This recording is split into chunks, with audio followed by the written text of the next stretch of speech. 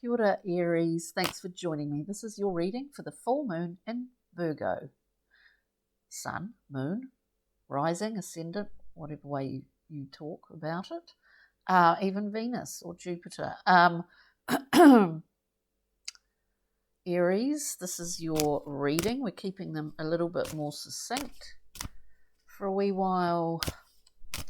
And please do support the channel if you enjoy watching. Do like, subscribe, all of that. It helps the algorithm, helps to get seen by more people and build this channel, which has been going for a while. So let's have a look, Aries. Let's have a look. Hope you're well out there. We've got a nice lineup, which we will go through and clarify as always. And I've already pulled a rock mineral crystal, which is face down at the end, something to guide you through the week if you so wish. So we're coming out here with the Princess of Cups, a very Neptunian character, not at all necessarily a comfortable thing for Aries, though in saying that, why not? The Princess of Cups, very Neptunian. This is sort of, when we think about the muse, when we think about being swept away in that flow, you know, that creative flow where you're on it and it's good and everything's working and you're on it and it doesn't last always. Any creativity is often encompasses a lot of problem solving. But this card, very Neptunian and dreamy and wonderful. The ability to, what may appear to be, or to have its limitations, is in fact unlimited. I mean, unlimited. We see that in this concertinaed world that doesn't immediately appear to be so expansive, right? So Aries, we're looking at this princess. It could be someone in your life. It could be aspects of yourself, a very, creative and inspiring Arian out there. As I said, we go through and clarify, but I'm talking about this, excuse me, first.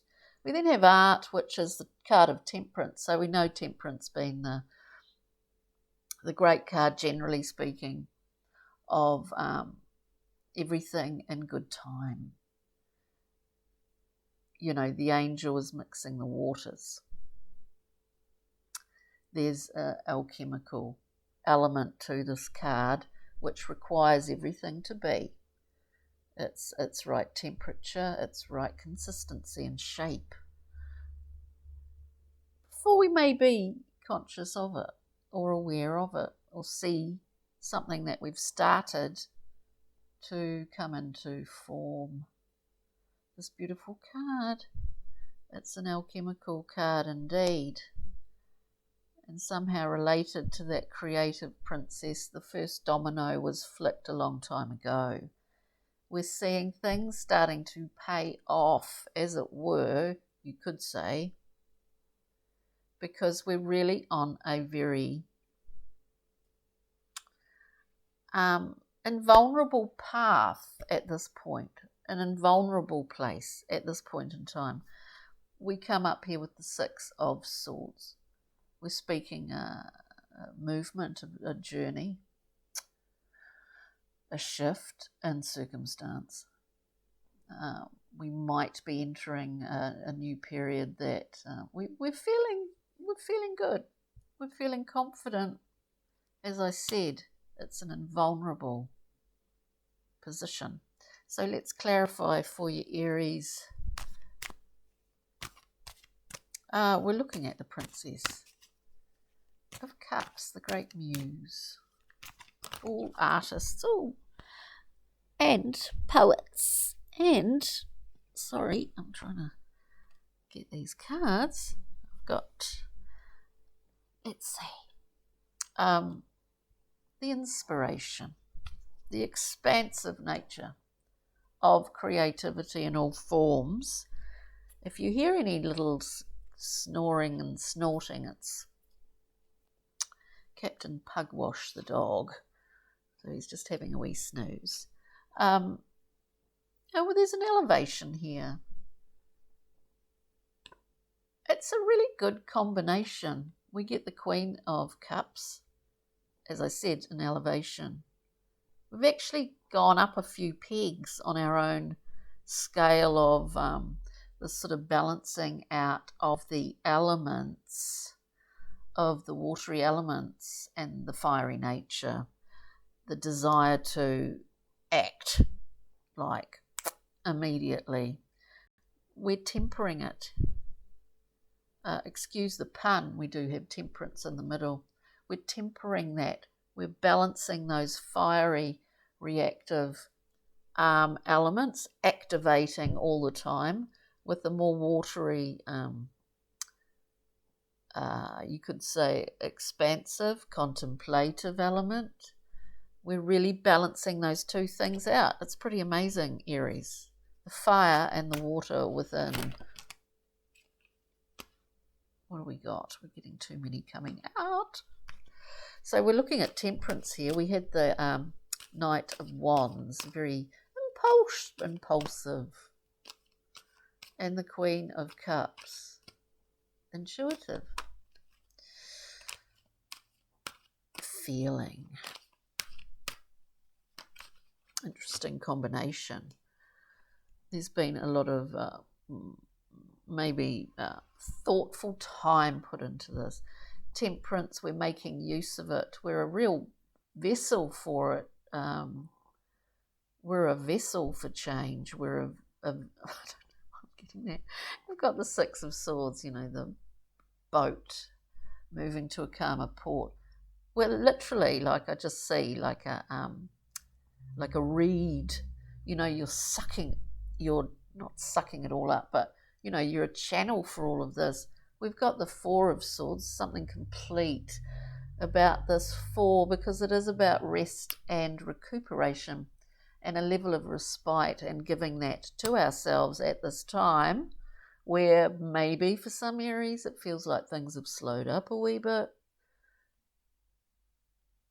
And it is to do with that watery element with the fire that you're rebalancing for yourself, because no one else can do that for you. It's going to benefit you very much so. Very much so.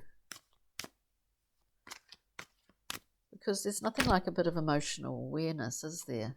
Combined with the wonderful ability to act. The immediacy of that. Six of Swords. We have the King of Swords. Discernment at its height, at its most masculine, you could say. Which is not, you know, Aries is a kind of masculine sign, isn't it? All that Martian energy. There could be, I mean, I'm being a bit literal here, but in all of this, Aries, there could be some financial gain soon. Whatever way you look at it, you're in an invulnerable position, and you are in that vessel. In fact, you are the vessel being propelled to a pretty nice, conducive time or period. There's a message coming in here, and I do think Page of Pentacles, there could be a financial windfall or something of that nature for you in this integration of the fire and the watery aspects at the moment. I liken it to, you could think about this like, not for all, but there could be an Aries out there, artist, musician, who really has finally got their work out there to be appreciated for what it's worth, you know, and is about to reap the benefits of that. We'll just get a Brian Froud Pixie and Fairy, just for a little glimmer from the fairy folk. And, you know, trust this, whatever it is. I'm just hearing that, like you can trust it. Whatever that is, trust it. We have the Laum. Now, you know, there is a necessity or a necessary period of respite. We have the Laum having a rest on her bedrock, letting the little wings heal up a bit. It's been a rocky ride. It's been a long journey. We have to have a break at some point to allow temperance to do its thing, to allow this integration. It seems like a natural period of growth, Aries, for you. So let's have a look at what the rock mineral crystal card is today. Oh, interesting. And these cards are always very well shuffled. Green Adventuring, which interestingly is a card that came out for Pisces. And Green Adventuring, we have a very Piscean card in this reading for you, Aries. Good luck, prosperity, new opportunities, and heart healing. As I said, trust this. Point in time, trust this. Right. So that's a nice thing. Green Adventuring, if you've got any, carry it upon your person.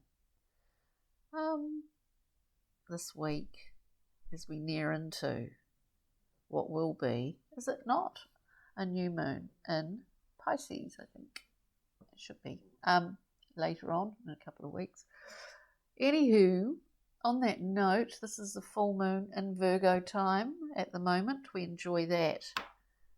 We don't want to look ahead too far. All right, on that note, Aries, ka kite, take good care. And thanks for joining me.